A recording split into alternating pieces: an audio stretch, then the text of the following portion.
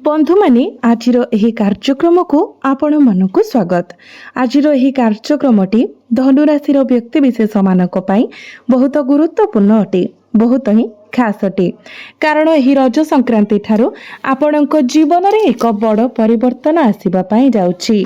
आपणकर समस्त दुख कष्ट एवं समस्यार अंत हेबाकू जाउछि।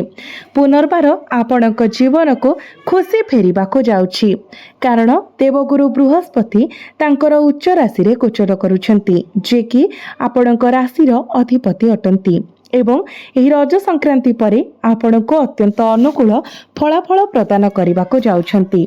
ଏହା ବ୍ୟତୀତ ଚାରୋଟି ପ୍ରମୁଖ ଗ୍ରହ ସୂର୍ଯ୍ୟ, ବୁଧ, ମଙ୍ଗଳ ଏବଂ ଶୁକ୍ର ମଧ୍ୟ ରଜ ସଂକ୍ରାନ୍ତି ପରେ ପରେ ନିଜର ରାଶି ପରିବର୍ତ୍ତନ କରିବେ, ଯାହା ଫଳରେ ସେମାନଙ୍କର ଶୁଭ ପ୍ରଭାବ ଦ୍ୱାରା ଆପଣଙ୍କ ଜୀବନରେ ପ୍ରମୁଖ ପରିବର୍ତ୍ତନ ଆସିବାକୁ ଯାଉଛି। ତ ବନ୍ଧୁମାନେ ଆସନ୍ତୁ ଜାଣିବା ଯେ ଏହି ରଜ ସଂକ୍ରାନ୍ତି ପରେ ଆପଣଙ୍କ ଜୀବନରେ କେଉଁ ସବୁ ସକାରାତ୍ମକ ପରିବର୍ତ୍ତନ ହେବାକୁ ଯାଉଛି, କେଉଁ ସବୁ ନିର୍ଦ୍ଦିଷ୍ଟ କ୍ଷେତ୍ର ଗୁଡ଼ିକରେ ଆପଣଙ୍କୁ ଗୁରୁତ୍ୱପୂର୍ଣ୍ଣ ଲାଭ ଏବଂ ସଫଳତା ମିଳିବାକୁ ଯାଉଛି। ତ ଭିଡ଼ିଓଟି ଆଗକୁ ବଢ଼ିବା ପୂର୍ବରୁ ଯଦି ଆପଣଙ୍କର ଧନୁରାଶି ହୋଇଥାଏ ତ ଭିଡ଼ିଓଟିକୁ ଲାଇକ୍ କରି ଚ୍ୟାନେଲଟିକୁ ସବସ୍କ୍ରାଇବ୍ କରି ଦିଅନ୍ତୁ ଏବଂ କମେଣ୍ଟ ବକ୍ସରେ ଭକ୍ତି ଏବଂ ଶ୍ରଦ୍ଧାର ସହିତ ଜୟ ଶ୍ରୀ ଜଗନ୍ନାଥ ଜୟ ମା ଲକ୍ଷ୍ମୀ ନିଶ୍ଚୟ ଲେଖନ୍ତୁ। ତ ବନ୍ଧୁମାନେ ପୂର୍ବରୁ ଆପଣଙ୍କର ସ୍ୱାସ୍ଥ୍ୟ ଖରାପ ରହୁଥିଲା, ଆର୍ଥିକ ସମସ୍ୟା ଦେଖା ଦେଉଥିଲା, ଆପଣ କଠିନ ପରିଶ୍ରମ କରିବା ପରେ ମଧ୍ୟ ଆପଣଙ୍କୁ ଆଶାନୁରୂପକ ଫଳ ପ୍ରାପ୍ତି ହୋଇପାରୁନଥିଲା। ଆପଣ ଋଣ ନେଇଥିଲେ କିନ୍ତୁ ଋଣ ଶୁଝିବାକୁ ଆପଣ ସକ୍ଷମ ହୋଇପାରୁନଥିଲେ। ଆପଣଙ୍କୁ ସେଥିପାଇଁ ଅନେକ ସଂଘର୍ଷ କରିବାକୁ ପଡୁଥିଲା। ପରିବାରରେ ବାଦ ବିବାଦ ମତଭେଦ ଦେଖା ଦେଉଥିଲା। ଆପଣ ଅନାବଶ୍ୟକ ଯୁକ୍ତି ତର୍କର ସମ୍ମୁଖୀନ ହେଉଥିଲେ। ଶିକ୍ଷା କ୍ଷେତ୍ରରେ ମଧ୍ୟ ଆପଣଙ୍କୁ ଅନେକ ସମସ୍ୟା ଦେଖା ଦେଉଥିଲା। ଆପଣ ଅତ୍ୟଧିକ ଖର୍ଚ୍ଚର ସମ୍ମୁଖୀନ ହେଉଥିଲେ। ସମାଜରେ ଆପଣଙ୍କର ମାନ ସମ୍ମାନ କମ୍ ହୋଇଯାଇଥିଲା। ଯୋଗ୍ୟତା ଥିବା ସତ୍ତ୍ୱେ ମଧ୍ୟ ଆପଣ ଚାକିରି ପାଇବାରେ ବିଫଳ ହେଉଥିଲେ। ଆପଣ ନିଜର ପିଲାମାନଙ୍କୁ ନେଇ ଚିନ୍ତିତ ରହୁଥିଲେ। ବ୍ୟବସାୟ ବାଣିଜ୍ୟରେ କ୍ଷତିର ସାମ୍ନା କରୁଥିଲେ। ପ୍ରେମ ଜୀବନରେ ମଧ୍ୟ ଆପଣଙ୍କୁ ସମସ୍ୟାର ସାମ୍ନା କରିବାକୁ ପଡୁଥିଲା। କିନ୍ତୁ ବର୍ତ୍ତମାନ ଆପଣଙ୍କ ଜୀବନରେ ଏଭଳି ଯାହା ବି କିଛି ସମସ୍ୟା ଥିଲା ସେଗୁଡ଼ିକ ଦୂର ହେବା ପାଇଁ ଯାଉଛି ଏବଂ ଆପଣଙ୍କ ଜୀବନରେ ଖୁସି ଫେରିବାକୁ ଯାଉଛି। ଆପଣଙ୍କ ଜୀବନରେ ନୂତନ ସୂର୍ଯ୍ୟୋଦୟ ହେବା ପାଇଁ ଯାଉଛି। ବନ୍ଧୁମାନେ ଦୀର୍ଘ 12 ବର୍ଷ ପରେ ଆପଣଙ୍କ ରାଶିର ଅଧିପତି ଦେବଗୁରୁ ବୃହସ୍ପତି ଆପଣଙ୍କର ଅଷ୍ଟମ ଭାବରେ ଏକ ଉଚ୍ଚ ସ୍ଥିତିରେ ଗୋଚର କରୁଛନ୍ତି। ଧନ ଭାବର ଅଧିପତି ଦ୍ୱାଦଶ ଏବଂ ଚତୁର୍ଥ ଭାବରେ ନିଜର ଦୃଷ୍ଟି ପକାଇବେ, ଯାହାଫଳରେ ଆପଣ ଆର୍ଥିକ ଅଭିବୃଦ୍ଧି ଅନୁଭବ କରିବେ। ଆପଣଙ୍କୁ ହଇରାଣ କରୁଥିବା ଆର୍ଥିକ ସମସ୍ୟାରୁ ଆପଣ ମୁକ୍ତି ପାଇବେ ଏବଂ ବିଭିନ୍ନ ଉତ୍ସରୁ ଟଙ୍କା ପ୍ରବାହିତ ହେବ। ଆପଣ ଆୟ ଅର୍ଜନ ପାଇଁ ନୂତନ ରାସ୍ତା ପାଇବେ ଏବଂ ଆପଣଙ୍କର ଅତିରିକ୍ତ ରୋଜଗାର ମଧ୍ୟ ସୃଷ୍ଟି ହେବ। ଆପଣଙ୍କର ଦୈନନ୍ଦିନ ନିଯୁକ୍ତି କିମ୍ବା କାର୍ଯ୍ୟରେ ସଫଳତା ଆପଣଙ୍କ ପାଖକୁ ଆସିବ। ପଦୋନ୍ନତି ଅପେକ୍ଷା କରିଥିବା ଲୋକମାନେ ପଦୋନ୍ନତି ପାଇବାର ସମ୍ଭାବନା ଅଛି। ବେକାର ଯୁବକ ଯୁବତୀମାନେ ଚାକିରି କିମ୍ବା ନିଯୁକ୍ତି ସୁଯୋଗ ପାଇପାରନ୍ତି। ସମ୍ଭାବ୍ୟ ଭାବରେ ଆପଣଙ୍କୁ ଏମଏନସିରୁ ଜବ୍ ଅଫର୍ ମଧ୍ୟ ଆସିପାରେ।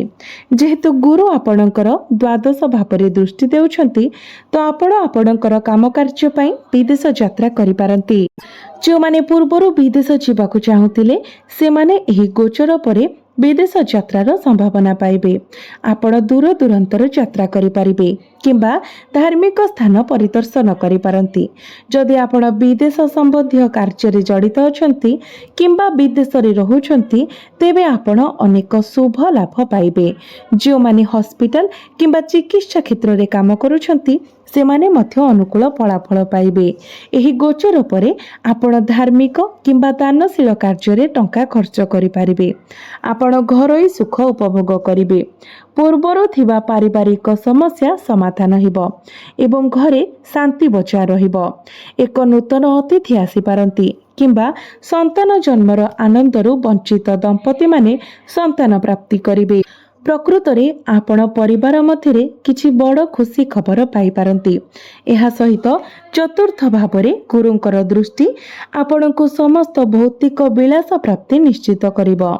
ଆପଣ ଜମି ସମ୍ପତ୍ତି କିମ୍ବା ଏକ ନୂତନ ଯାନ କିଣିପାରିବେ किंबा हुए तो एक पूर्वर थिबा संपत्ति विक्रय करी यथेष्ट परिमाणर टंका पाई परिबे।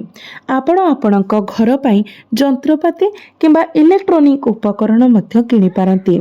आपणकर मातांक संपर्कित जेकोसी स्वास्थ्य समस्या रे उन्नति हेबो। यह व्यतीत भाग्य भावर अधिपति सूर्य मध्य अनुकूल स्थिति रे अछंती। यह निश्चित करे जे एही गोचर परे भाग्य आपणक प्रति संपूर्ण अनुग्रह करिबो। आपण गुरुत्वपूर्ण नूतन प्रकल्प आरंभ करि पारंती किंबा निवेश करि पारंती।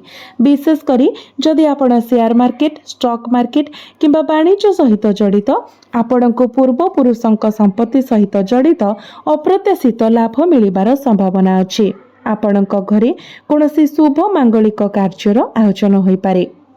मंगल आपणकर पंचम भावरे निजर स्वराशि रे गोचर करुछंती, जहा फलरे एही रज संक्रांति परवर्ती समय छात्र छात्रींक पई अत्यंत अनुकूल। जो माने उच्च शिक्षा किंबा विदेश रे पाठ पढ़ा पई सुजोग पाई पारंती। आपण नूतन शिक्षागत कार्य पई आवेदन पूरण करि पारंती एवं आपणक अध्ययन संबंधी गुरुत्वपूर्ण सकारात्मक परिवर्तन हेबार संभावना अछि। जदि आपण प्रतियोगितामूलक परीक्षा पई प्रस्तुत हेउछंती तेबे सफलता निश्चित। आपण आपणक संतान मानक विषय मध्य खुशी खबर पाई पारंती एवं आपणकर सफलता पाई सम्मानित किंबा स्वीकृति पाई पारंती। आपणकर प्रेम जीवन सुखमय हेबो। जदि आपणकर साथींक सहित कोनोसी अतीत विवाद किंबा जोगाजोगरे विच्छिन्नता थिला तेबे समाधानर प्रचंड संभावना अछि। आपणक जीवन रे नूतन साथी प्रवेश करि पारंती। जो माने अविवाहित सेमानंक पई विवाह प्रस्ताव आसी पारे एवं विवाह चूड़ांत होई पारे। सप्तम भावरे बुध एवं शुक्र शक्तिशाली लक्ष्मी नारायण राजयोगर गठन करुछंती। यह व्यवसाय एवं वाणिज्य रे गुरुत्वपूर्ण उन्नति एवं समृद्धि आनिदेब। आपणकर दैनिक आय वृद्धि पाइब एवं आपण एक नूतन व्यवसाय आरंभ करि पारंती। आपणकर वैवाहिक जीवन रे जदि किछि समस्या लागि रहितिला तो से सब समाधान होई जिवो। परिवार योजना संबंधी गुरुत्वपूर्ण निष्पत्ति आपण नै पारंती। आपणको यात्रा सुजोग मिलिबो एवं आपणको भ्रमण सुख मध्य प्राप्ति हेबो। जो माने ऋण खर्चरे बुड़ी रहिछंती, आर्थिक समस्या रे बुड़ी रहिछंती, से माने आश्वस्ति पाइबे एवं सेमानकर ऋण परिशोध करिवार उपाय मध्य पाइजिबे। आपण माने आपण मानकर शत्रु मानकर कबळरू रक्षा पाइबे। विरोधी मानकर प्रभावरू मध्य मुक्त हेबे। एही समय ऑनलाइन क्षेत्र, डिजिटल मार्केटिंग, आपणकर आर्थिक, बैंकिंग, यात्रा एवं पर्यटन एवं शिक्षकता वृत्ति रे काम करुथबा लोकंक पई विशेष लाभदायक। तेबे बंधु माने वर्तमान आपण सर्वनिम्न प्रयास रे सर्वाधिक लाभ पाइबा पई जाउछंती एवं प्रत्येक कार्य को आपण बुद्धिमतार सहित करिवे। कठिन परिश्रम अपेक्षा आपण बुद्धि लगाई शॉर्टकट रे कार्य गुडी को करिबाको पसंद करिवे। तेबे बंधु माने तो जदि देखिबाकू जिबा एही रज संक्रांति परे प्रत्येक क्षेत्र रे आपणको शुभ फल मिलिबाकू जाउछि। शिक्षा क्षेत्र रे हेउ, स्वास्थ्य रे हेउ, आपणकर प्रेम जीवन रे हेउ, वैवाहिक जीवन रे हेउ, भाग्य रे हेउ, कैरियर रे हेउ किंबा व्यापार वाणिज्य रे हेउ, प्रत्येक क्षेत्र रे आपण शुभ फल प्राप्ति करिबा पई जाउछंती। तेबे एही शुभत्व को वृद्धि करिबा पई आपण प्रत्येक दिन गुरुंकर बीज मंत्र 108 थर जप करंतु। प्रत्येक दिन हनुमान चालीसा पाठ करंतु एवं प्रत्येक दिन उदित सूर्य को आपण तंबा पात्र रे जलार्घ्य अर्पण करंतु। आपणको अधिक मात्रा रे शुभ फल प्राप्ति हेबो एवं आपणकर भाग्य रे मध्य उन्नति आसीबो। तो बंधु माने आपणकर जीवन मंगलमय हेउ, एहा ईश्वरक निकटरे मोर प्रार्थना। धन्यवाद।